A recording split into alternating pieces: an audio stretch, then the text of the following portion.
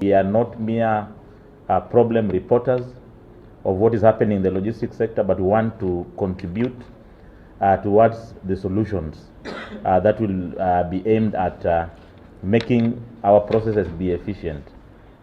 This journey has culminated in the solution that we are now providing, which provides a business-friendly solution that addresses the concern not only of the freight forwarders and the shippers, but even the shipping lines who are the container owners. Because at the end of the day, if the containers are not moving loud, then business cannot thrive.